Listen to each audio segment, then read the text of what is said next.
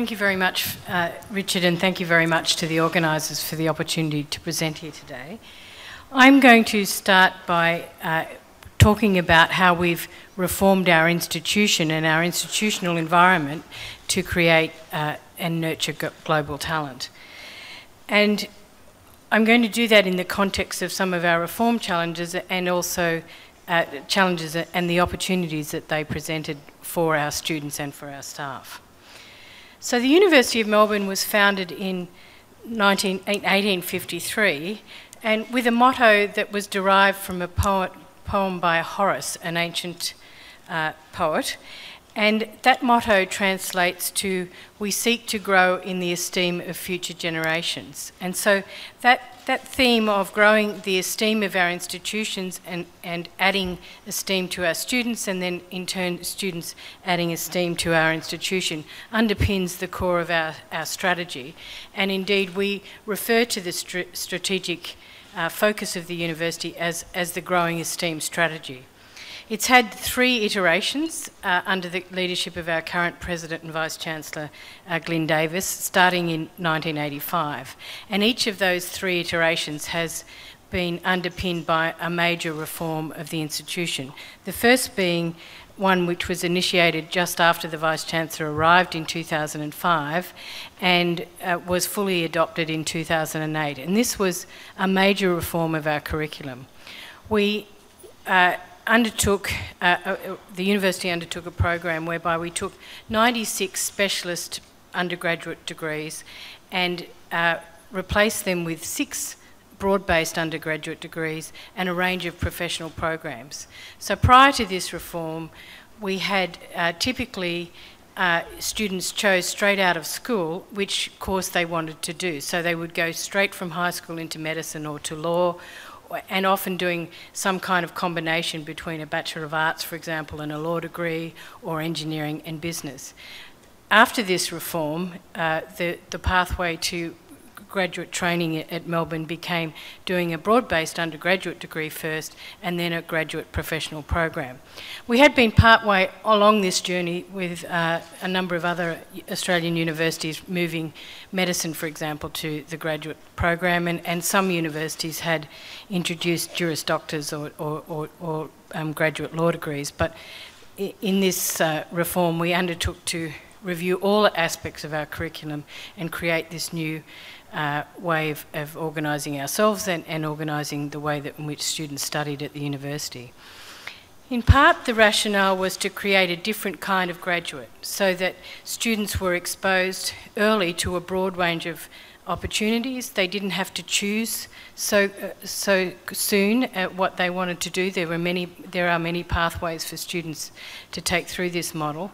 We also involved a requirement that the students study breadth, so something outside their own discipline. So we encourage, and we've heard a lot about this at this conference, the need to encourage disciplinary depth and graduates and employers to think more broadly. And so the Melbourne curriculum lends itself to that.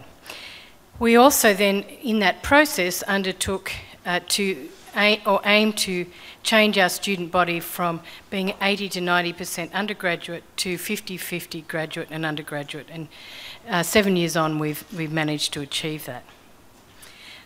One aspect of this curriculum reform, part of it was changing the way in which our students undertook their courses. But another aspect of it, which we don't talk about quite so often but was equally important, is it's changed dramatically the way in which students can access the University of Melbourne. So prior to the introduction of the curriculum reform, if you wanted to do medicine at our university, you by and large had to get close to 100% in your final high school exam. And similarly into one of our law programs. The requirement and the demand for the university in those programs was so great that you had to have done as well as you could, becoming in the top 1% of students to enter those programs.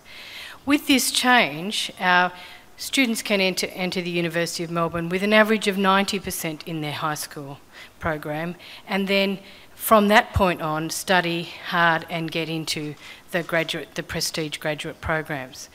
And we know that that changes access dramatically, because prior to, in order to get that sort of very top high school score, students have to have the right school. Often the parents have invest in a private education, in tutorials that we heard of earlier today as the parentocracy. So the parent investment and the school investment, as much as the student ability, was determining the entry. So this has been a major change, and we've also enabled greater access by for different targeted cohorts of students. They can access one of our 6 programs at a lower entry level, and then by studying hard during that undergraduate program, then can access these prestige graduate programs. So that's been very important. The second phase of growing esteem was to invest more heavily in our research. So we had very much the highest quality or amongst the highest quality higher education academics in Australia, but we had left behind some of the investment in major infrastructure. And so there's nothing too dramatic in this phase of the strategy. We invest heavily in infrastructure. We partnered with our hospitals and medical research institutes, and we've seen that those key partnerships, both within the hospitals, medical research institutes, and with many global institutions and global companies, has contributed to the increase in our reputation and the quality of our students and the demand for our programs. The third phase, which we've just entered into, was underpinned and focused on engagement with both our industry partners, but with also with business, with our alumni, and a whole range of various partnerships. And we found, as we were entering this third phase, which was focused on engagement, that we really needed to look at the way the university did business with itself. And so we know that our alumni and our donors were not interested in giving us money to see that we didn't spend it efficiently. We understood that engaging effectively with business required us to be a good business ourselves, to operate in a very effective way. And so we undertook a major administrative reform, which we now call, following on from our curriculum reform, which was known as the Melbourne Curriculum Model, we call this major administrative reform the Melbourne Operating Model. And we, over a period of 18 months, took all our administrative staff and centralised them into a shared services model, took staff from academic divisions and from the central administration areas, and created a shared service for the university across all the range of services that the university requires. And we did that in order to both improve our service, but also to generate the cost savings that we needed to reinvest in our core academic pursuits. And we've done that in a much more ambitious way than some of the US universities have done this, where Berkeley's taken 3 to 5 years to do something that we have done in 18 months. So that's been something of a challenge. So there have been the 3 major reforms that have really underpinned the success of the university in the way that we have positioned ourselves both within Australia and internationally. So we've done that, and then finally, as we've looked to engage further internationally, we have looked at how we can best encourage our students to both engage with other students on the Melbourne campus, but also to encourage them to move overseas. So we have about 30% of our international student population are international students. The majority of them come from China. We have around 250 Korean students each year. We publish about 200 papers over the last 4 or 5 years with Korea. But we seek to diversify that international population, but we're also at the same time very much trying to ensure that our Australian domestic students and our international students get the benefit of working together. So we seek to encourage them to work in teams, in in a range of activities that ensure that both our Australian students have the cultural competencies to work overseas, but also that our international students get a truly international experience in their education. And we're helped by that clearly in the fact that we've got a global city, and that many of our students, our Australian students, as we heard in another session, are actually born overseas. So we have a very multicultural community, but it's not very bilingual. So typically, unless your parents speak another language, Australian students don't learn another language. So we're encouraging them by privileging Asian languages in our breadth program, and also by encouraging the international mobility of students. So I'm running short of time, so I'll finish with one other activity that we have just started and is part of the third phase of this strategy, and that is that we've heard about Korean universities, the issue of graduate employability, and we know that one part of that is encouraging students to make their own businesses. So we've heard earlier today and yesterday about the importance of entrepreneurship and innovation, and we've just introduced that in a range of ways to our curriculum, and it's just taken off. The demand for students to work together to do things innovative is much greater than the demand, for example, to do organised teamwork within classes. So we introduced an accelerated program for our engineer students 2 years ago, where students have the opportunity to start up their own company with a small investment from the faculty, and we put entrepreneurs from our alumni in contact with those students, and we've started this accelerated program that has become very successful. It's spread to all the faculties are now investing in this program. The demand for students is huge, and it's interesting when you tell them they have to work together to generate the kind of skills for the future workforce in working in teams, they don't want to do it. But if you tell them that they can create value in this way, they go out, and we're finding that the students are self-organising into the kind of teams that they need to build the businesses that they feel will make money. And we've just, in the last several days, announced a partnership there with Australia's postal company, who want to invest in this activity because they know that students that go on to generate online businesses have to have their parcels delivered as part of that commercial trade, and so they see that as an investment in their future. So in summary, I would say that the way Melbourne has approached all these reforms is to say that if we're prepared to take risks ourselves at the top and with our faculty, that we can take the students with us, and that the students value that experience of working in an institution that is innovative and thinking about the kind of skills that we need to operate ourselves, and therefore the kind of skills and opportunities we generate for our students. Thank you.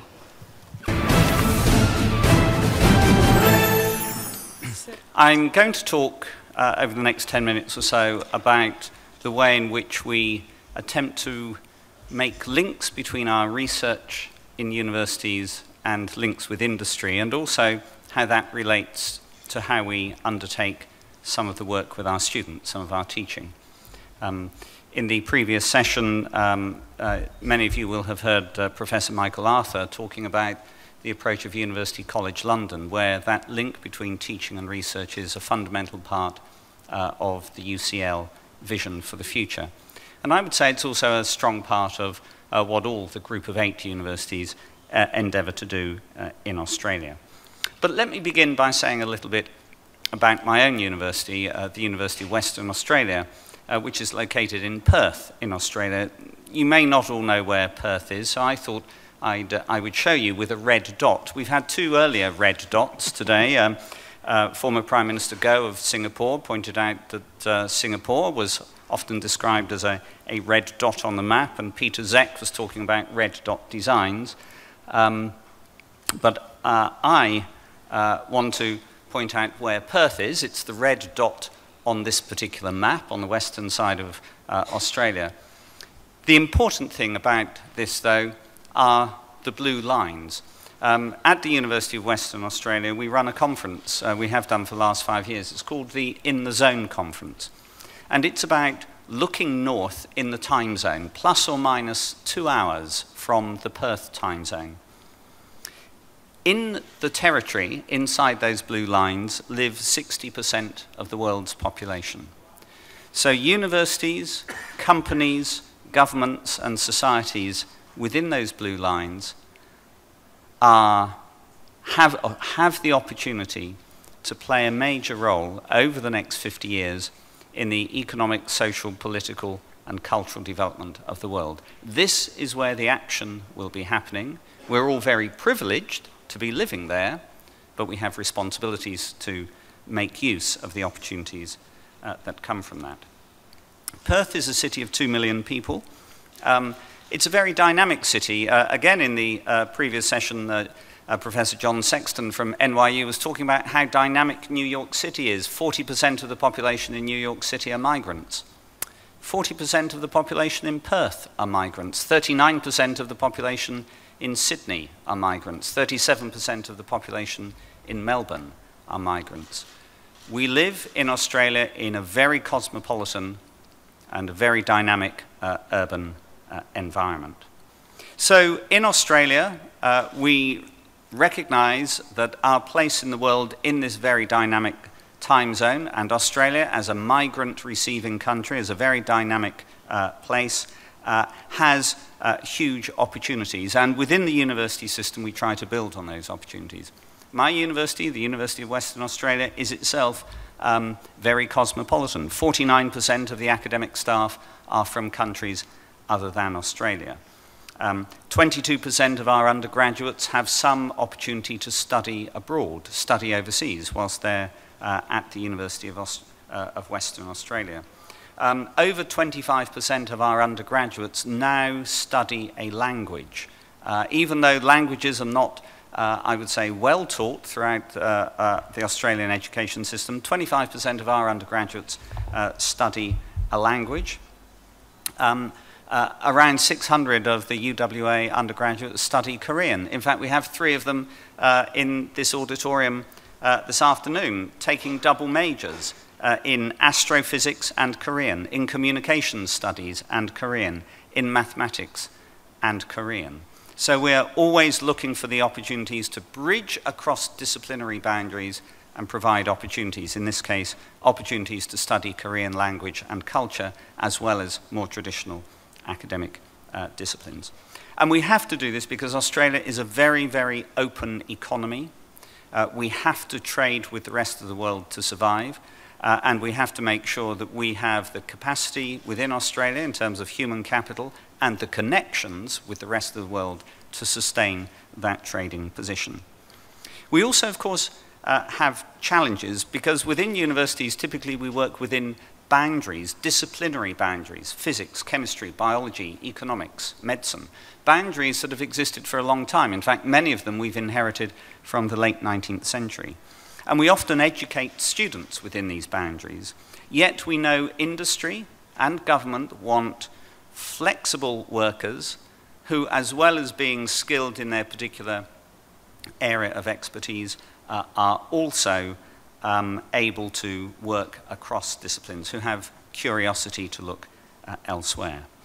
That is a challenge for every university. Though we all wish to achieve great things in research areas, research rankings are themselves guided and defined by disciplinary boundaries. There is no Nobel Prize for interdisciplinary studies. So how do we go about this? Well, we do various things. I should just say at the University of Western Australia, here are some statistics. We're a mid-sized university, just under 25,000 students, and just over 2,000 academic staff, and ranked in the world top 100 universities in terms of our research. What do we do to drive that research and to make it relevant to industry? We we try to link the research with the teaching, and we try to link the research with industry. So we try to build across that continuum. Let me give you just a few little examples of what we've been doing. Western Australia is one of the richest mineral deposit areas in the world. Western Australia accounts for around, well, Western Australia is the world's largest exporter of iron ore, and from the middle of next year it will be the world's largest exporter of liquefied natural gas. It will take over from Qatar, which is currently the major exporter of natural gas. So, of course, as a university we work very closely with the energy and mineral sector. And the picture on the top left, you can see there, is one piece of scientific work that we've been doing for 10 years now with the company Rio Tinto, the mining company. And that is, in fact, the equipment there is an airborne gravity gradiometer, which we've been developing with Rio Tinto. You put this device up in a plane, you fly it at relatively low altitudes over the land, and it does very high-speed, large-scale mapping of subterranean mineral deposits, something that hitherto would have to be done manually by teams going out and plodding their way across the land.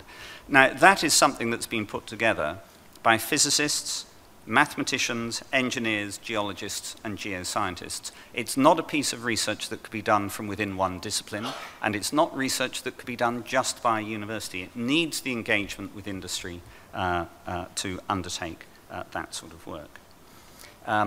In agriculture, Western Australia is a major agricultural export area, very important for Korea because Western Australian wheat is the principal source of Korean udon noodles. So we have a major role to play in Korean society. But Western Australian agricultural scientists who are experts in dry land agriculture, it's a very arid, dry area, have been doing a lot of work to improve agricultural productivity. But it's not just agricultural scientists, it's geneticists, economists, engineers, as well as agronomists. One of the things that we also do is focus very much on the ocean. Western Australia has 12,000 kilometres of pristine coastline on the Indian Ocean, full of lots of sharks.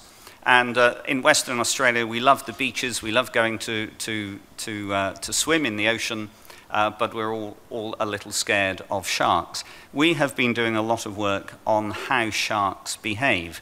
Now, it's difficult to do research on sharks. If you ask them a question, they bite you. So you have to be very smart as scientists to get information. So we've been doing work in neurobiology. It's a combination of neuroscientists and biologists looking at how shark sensory systems develop. Again, in the top left-hand corner here, you can see a couple of surfers wearing strangely coloured wetsuits and carrying a striped surfboard. These are experimental wetsuits and surfboards that have been designed to confuse the visual system of sharks so that instead of attacking these surfers on their surfboards, they will go and eat seals or dolphins or their natural prey.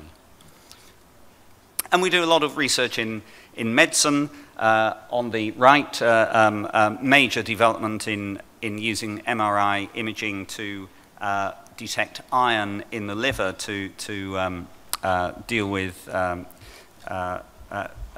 major disease called hematochromatosis, developed by physicists and medics. And on the left, the world's smallest microscope. So this is a microscope that's in a hypodermic needle developed by in collaboration between surgeons, oncologists, engineers, and microscopists, which is used to identify visually identify single cancerous cells in a tumour. So it's a very, very high-powered microscope that can be just inserted into tumours. So all the time we're working with the users, the end users, surgeons, medics, agriculturalists, engineers, mining companies, oil companies, to link our research to make it relevant. And we take that back through to the students who also are studying in a research-led environment. So we have lots of partners, and this is true of each one of the group of 8 universities. We have a huge number of industry partners with whom we work, and it's a close and symbiotic relationship. And from that, of course, a whole range of spin-out companies as we try to develop and do our part to develop an innovative and dynamic economy throughout Australia. And we've been doing a little bit of this in terms of, from the University of Western Australia, in terms of joint research with Korea, particularly focused around both our expertise in offshore and ocean bed engineering and also in oil and gas processing. So let me just conclude by saying this is attempted to give you a snapshot of how the Australian university system links up very closely with industry. We need to do that because we have to address the needs of industry. Universities are the key production units for the next generation of skilled workers, of human capital. And if we don't take account of what industry requires, they require the skills, the depth, but also the breadth and flexibility, then we won't be playing our part in generating the innovative economy of tomorrow. Thanks very much. Thank you, Richard, and thank you everyone for that very warm welcome. Today I'm going to talk about what is a very significant feature of Australian universities, and that is their diversity. As we've heard already in this conference, talent does not reside in any one group. Talent is very diverse. To succeed, organisations need to embrace and leverage that diversity as a way of enabling our people to be all that they can be. Australia's top universities recognise the value that diversity brings. It brings a richness to our education experience, both inside the classroom but also in the life of the campus. It also significantly enhances our research. Teams of people with diverse skills working together to create ideas and as a way of fostering innovative thinking. We very much see the benefit of exposing our students and also our staff to very different worldviews. Universities in Australia embrace multiple dimensions of diversity: cultural diversity, gender, sexual identity, socio-economic status and age. In my presentation today I'm going to talk about 2 of those dimensions: cultural diversity and gender diversity. Both Paul and Margaret have already touched on the very diverse nature of the student population in Australia from an international student point of view. I've got a couple of charts here that really emphasise that.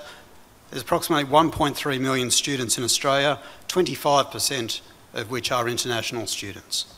So a very large number there. But interestingly, another 17% are domestic students, so i.e. Australian students who were born overseas. So that's 42% of the student population born outside of Australia. You can also see from the chart on the right-hand side that 16% of those domestic students speak a language other than English at home. So very much a highly internationalised student population, which brings a very rich dimension of cultural diversity. There's also an interesting story around gender.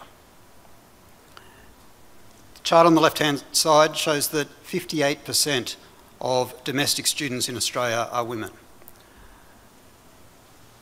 While there's slightly more male international students than female international students, overall 55% of all students in Australia are women.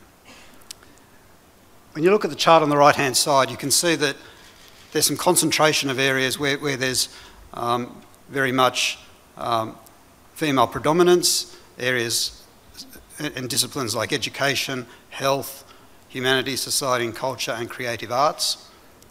And then on the far right-hand side, you can see that there's some disciplines where female students are very much in the minority: architecture and building, and in particular information technology and engineering and related technology. So very much strong female participation across the Australian student population, but you can see that there's greater and lesser degrees of that depending on discipline area. So very strong student diversity, and I've talked about gender and cultural diversity.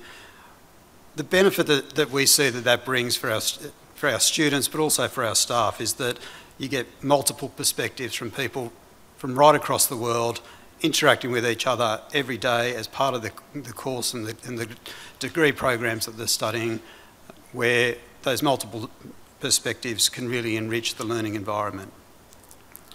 It prompts the question, what does our staff profile look like? Does it mirror our student profile? And it's something that universities have been working very hard on over a number of years.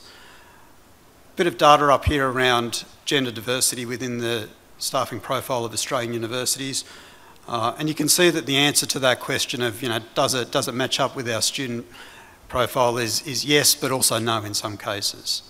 So the chart on the left-hand side shows that very much at those junior academic levels, so at the level of associate lecturer and lecturer, you can see that there is very close parity there between female staff and male staff. Sorry, I noticed that the heading of this has dropped off. The chart actually shows the percentage of staff who are female within Australian universities.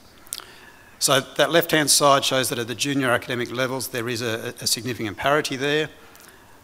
As you get into more senior academic levels, you see that parity starts to drop off. Firstly at the senior lecturer level, but then as you get into the most senior academic levels of associate professor and professor, only about 31% of staff at those levels are women. Now the good news is that you can see from the chart that has been increasing over the last few years, going back to the year 2000 where it was only approximately 16%. So it is heading in the right direction, but at 31% there is obviously still a significant gap there. And it's a gap that's replicated in the senior leadership ranks of universities, which, at the risk of alienating my academic colleagues, today I've called for the purpose of this presentation C-suite office holders. So these are people who hold the position of Chancellor, Vice-Chancellor or Deputy Vice-Chancellor in Australian universities. Only 31% of those people are women. So very significant gap there, and something that universities in Australia are working very hard on, because it does represent a significant amount of talent that has been wasted. The good news, as I said though, as you can see from the chart on the left-hand side, is that it is getting significantly better. So my own university, UNSW Australia, some people also know us as the University of New South Wales. We're a very large university by world standards, 53,000 students. Of those, 13,500 are international students, so a very high proportion there. 6,000 staff. We were established as a university only in 1949, so very young by the standards of some universities, but also remarkably successful in that time. Richard talked about some rankings earlier. I'll pick out the ranking that presents UNSW in the best light. So the QS rankings of world universities ranks UNSW as 46th in the world. So, very strong success story in a relatively short period of time. So in terms of our own diversity profile of our staff and students, you can see some similarities there, but also some differences. We have a slightly lower proportion of female staff compared to other Australian universities, being under 50%.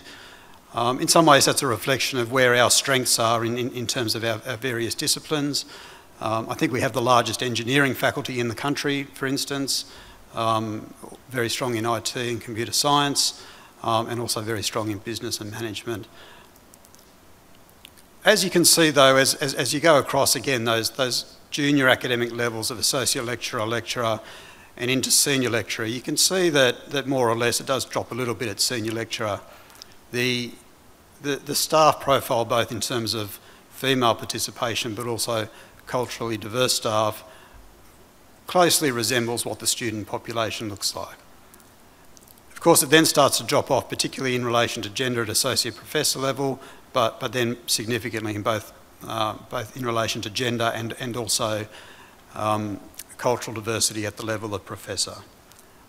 And that is something that we recognise as a very significant challenge for us to overcome, because it is the people at those levels, the senior people within the university, who are very much setting the tone and the direction of the university. So we had a new Vice-Chancellor commence at the start of this year, Professor Ian Jacobs.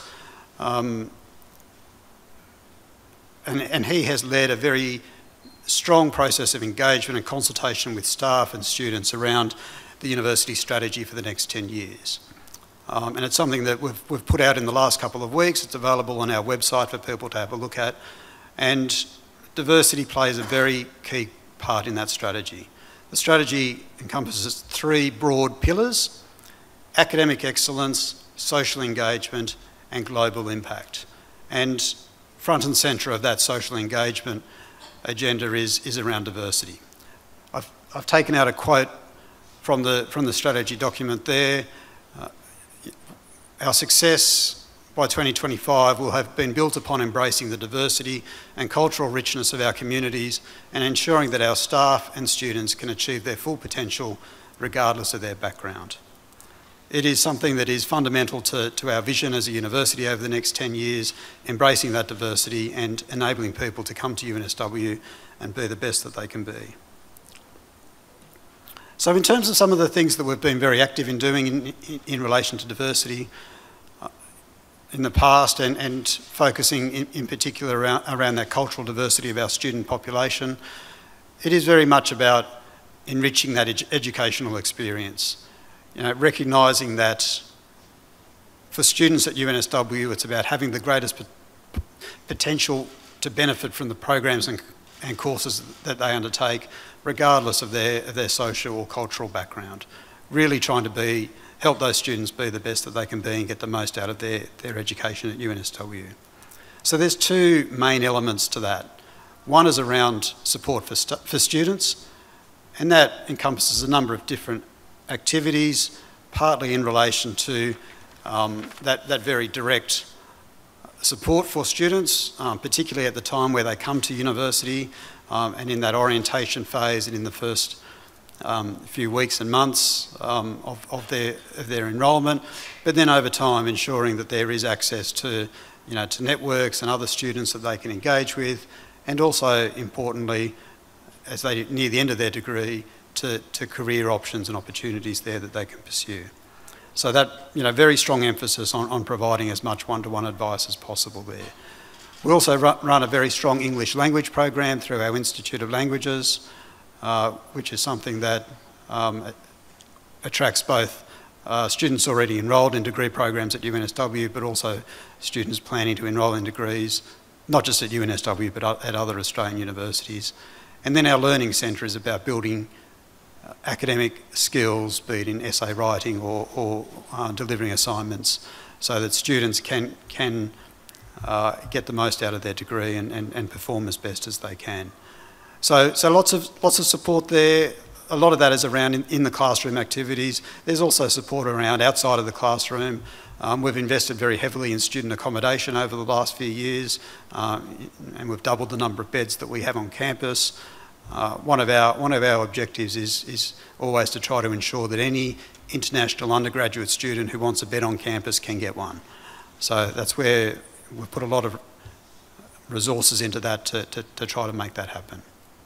So that support for students is very important, but also equipping our staff is equally important.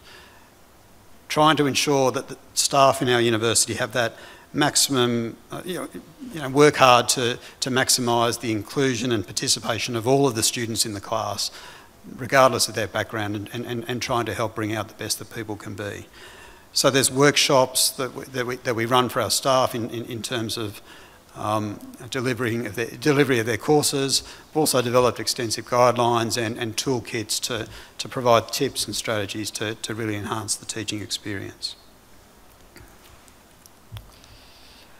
So in terms of programs around some of our staff diversity activities, and I've put a fairly busy slide up there to sort of show some of the things that we've been putting in place over the last few years. There has been a very strong emphasis on gender diversity, and that sort of reflects partly our traditional struggles to see women coming through into some of those senior academic levels.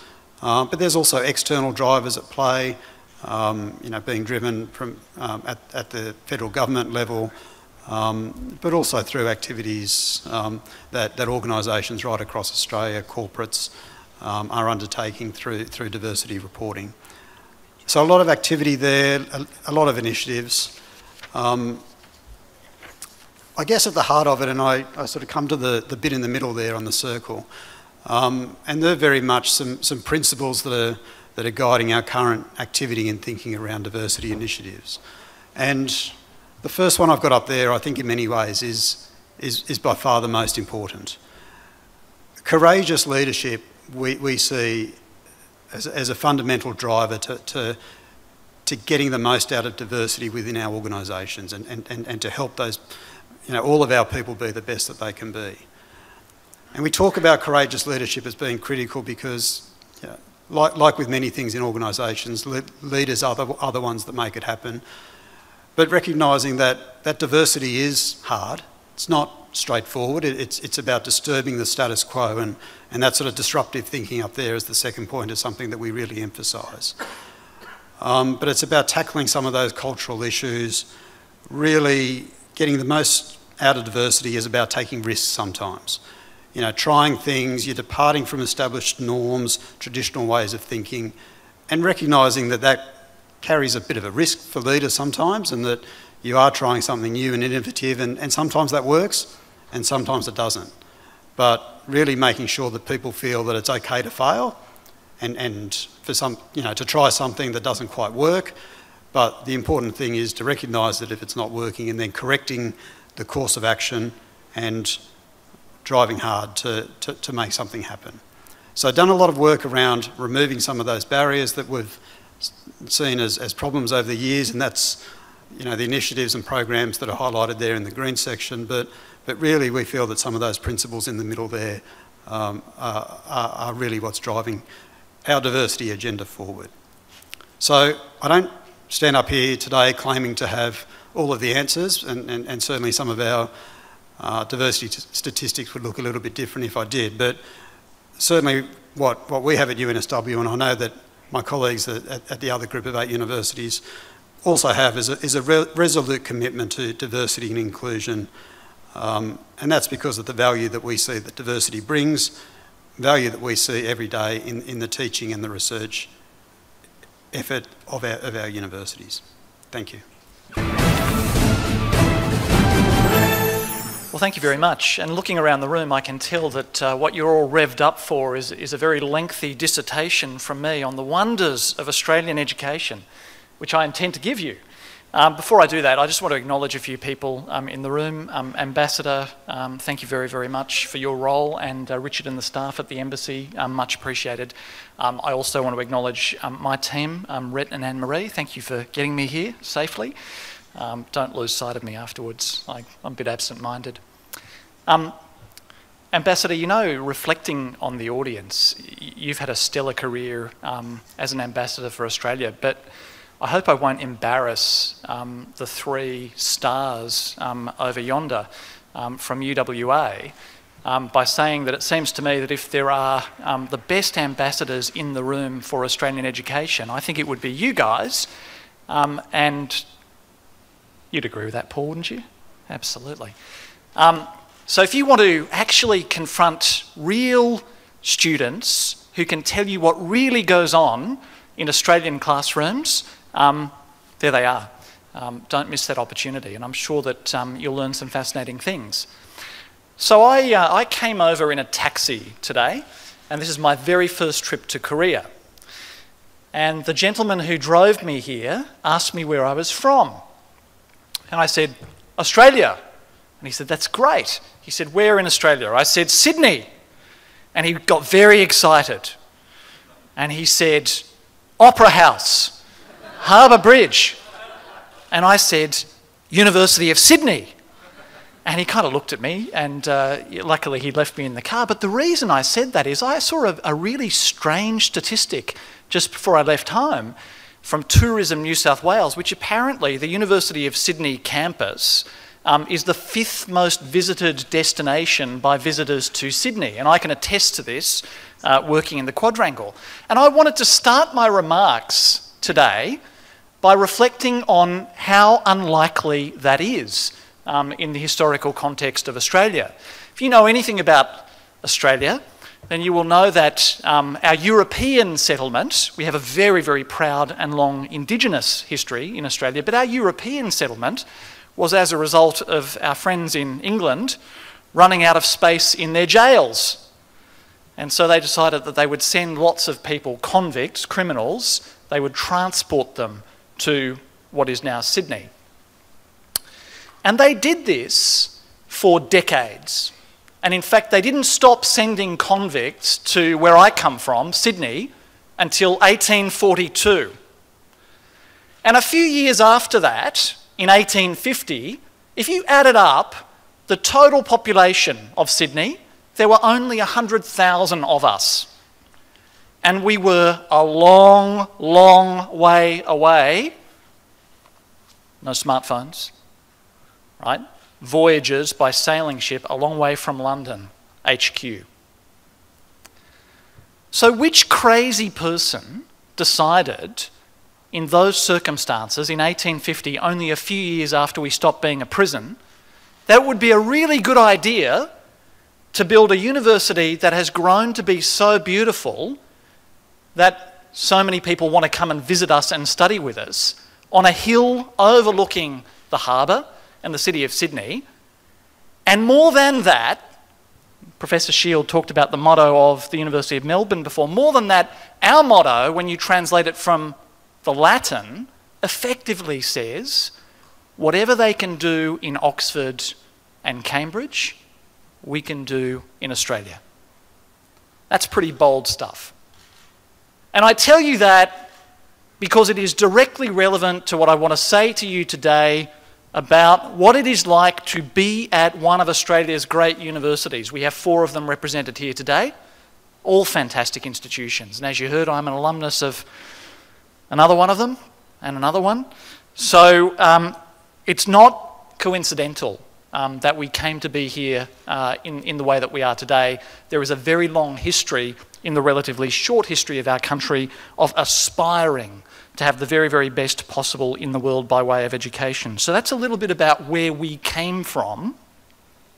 And what it tells you is this, and this is the important thing, that we have a passion for excellence, and that even though we are a relatively small country by way of population, though large by land mass, we really passionately believe that we can be up there with the best in the world, and that our obligation to our students is to offer the very best in the world. And that is what you will find when you come to and study at Australian universities.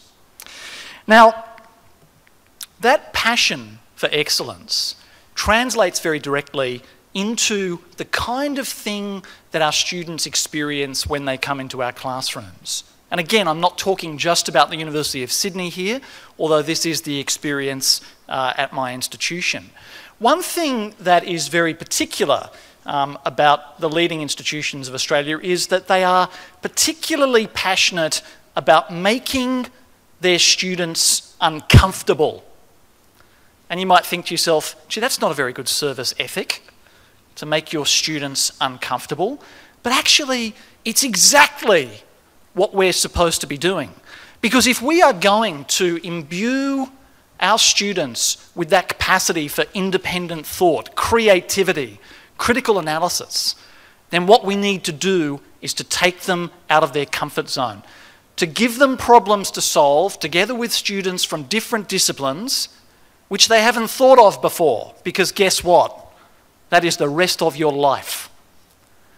And so when you come into our classrooms, what you find is a confrontation with the capacity, the need, a hunger to think critically, to think differently, but also to collaborate, most importantly, with people who come from disciplines other than yours. One of the beautiful things about my institution is we have 16 different faculties, and you can study everything from Sanskrit to accounting and everything in between. And you could even combine accounting and Sanskrit if you wanted to. And maybe you do. I mean, after all, apparently we've got astrophysics and Korean over here. So who knows what combinations might tickle the fancy and might excite the synapses and might solve that next big problem that we've got. I've got a reference here to a YouTube video. For those of you who've got the presentation later, we were talking before about entrepreneurship. Sydney started 5 years ago a program to empower our students across disciplines to start their business. I won't show you the video now for reasons of time, but if you're interested in that entrepreneurial culture, it is alive and well, and something that many of our institutions are investing heavily in and growing. Well, you've heard a lot about diversity today.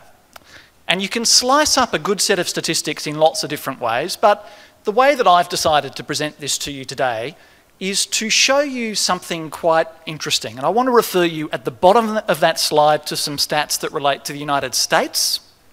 We all know, very big country. Many, many, many international students go to the US, and I'm sure that that's true here in Korea as well. And you'll notice at the top, Australia. And what you might notice is Australia has fewer international students than the United States. That makes sense, a lot more people in the US. But you might also notice that on average, there is far less participation by international students in the higher education sector in the US than, for example, Australia or the UK. What does that tell you?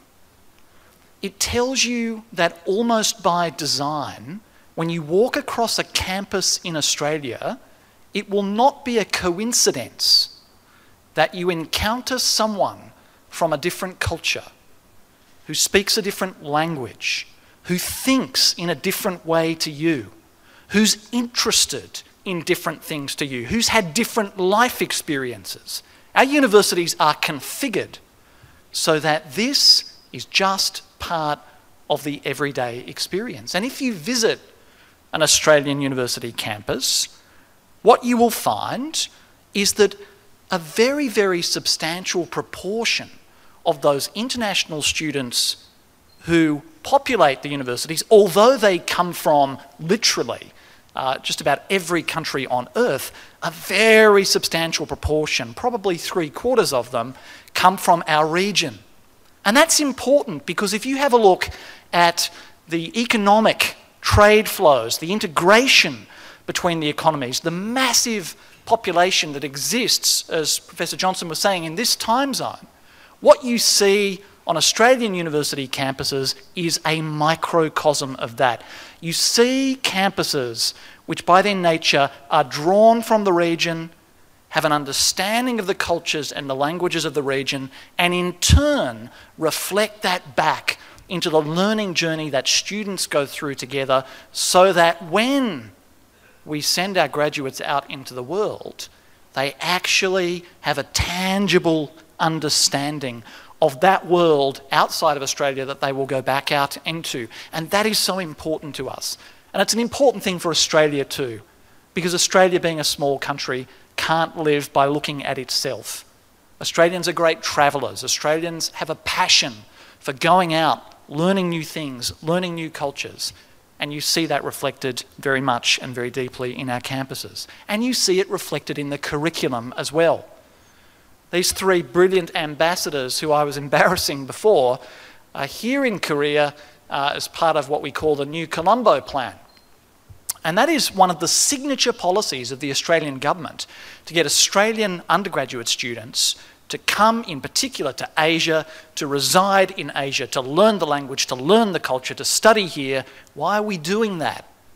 We're doing it not because it is expedient. We are doing it because it is a reflection of our values.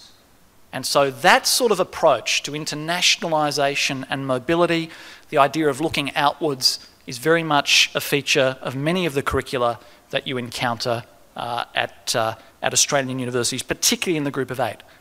Bottom line is, economically, what this does is it provides massive impetus to our economy. We know, you know in Korea, we know in Australia, that the underpinning of growth in living standards is productivity, and if you don't have the capacity to grow productivity, you're nowhere. What we've seen in Australia is substantial labour productivity and multi-factor productivity growth over a period of 20 years now. Where's that coming from? It's not an accident. A lot of it is because of the emphasis we place on education. So here is a curious paradox. Big country, small population, 23 million, only a young country, nothing of the history of this region, at least in terms of European settlement. And yet, we have 7 of the world's top 100 universities in our country. Is that an accident? I would say to you that that is not an accident. I would say to you that that is a reflection of design. That is a reflection of the passion that we have in our higher education system to be the very best we can and to provide the very best experience we can. And it's for that reason that when you come to Australian universities, you'll see amazing things happening. Before I left home, someone put in my hand the prototype of an optical processor which will be 10,000 times more powerful than any silicon-based processor in your smartphone or your computer at the moment. That's being built on my campus. So whether it's a tiny microscope, whether it's shark behaviour, I like that one, whatever it is, you will find these amazing things, and more importantly than that, we don't hide our researchers. We actually get the researchers collaborating with our students, and indeed at the University of Sydney we've taken that to the extreme of building buildings where the research that is going on is absolutely transparent and permeable to our students, because we want our students to see and be excited by and participate in the creation of knowledge. So this is not a coincidence. It's also not a coincidence that Australia features highly in education and human development vectors. Why is that? Well, I've told you, we take this stuff seriously. I think I've got my message through loud and clear there. I'm going to leave you with some things in light of all of this that probably ought not surprise you. So, ladies and gentlemen, I'm going to leave you with those thoughts. It's been a real pleasure to be here today, and no doubt there'll be some time for Q&A later on. So thank you very, very much for your time.